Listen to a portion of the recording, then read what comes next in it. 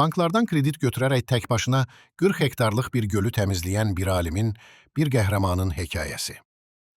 Yapon əsilli Perulu alim Marino Morikawa uşaqlıq illərini El Cascajo gölünün ətrafında keçirib. Marino illər sonra atasından uşaqlıqda xatırladığı o möhtəşəm gölün həddən artıq kirləndiyini eşidir və Yaponiyadakı işlərini yarımçıq qoyaraq Peruya geri dönür. 150 hektarlıq göl artıq kiçilib 40 hektar olub. Tamamilə çirklənib və dəhşətli dərəcədə pis qoxu yayır. Marino əvvəlcə göldən nümunələr götürür və yeni üsullar üzərində araşdırma aparır. Bu işlərini davam etdirmək üçün ona lazım olan maddi dəstəyi tapa bilmir və vəsaiti banklardan kredit götürür.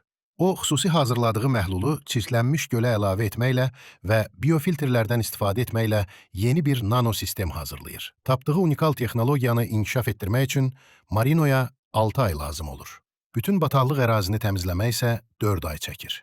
Nəticədə Marino uşaqlıq illərində gördüyü təmiz və gözəl gölü yenidən əvvəlki halına qaytara bilir. Bu təmizlikdən sonra onlarla köçəri quş növü yenidən gölə qayıdır. Göldə balıqların sayı da artır. İş gölü təmizləməklə bitmir. Marino, Perudakı insanlar arasında təbliğat aparır. Könüllü insanları işə cəlb edir və başqa gölləri də təmizləmək üçün komanda qurur. Marino, dünyanı xilas etməyə davam edir.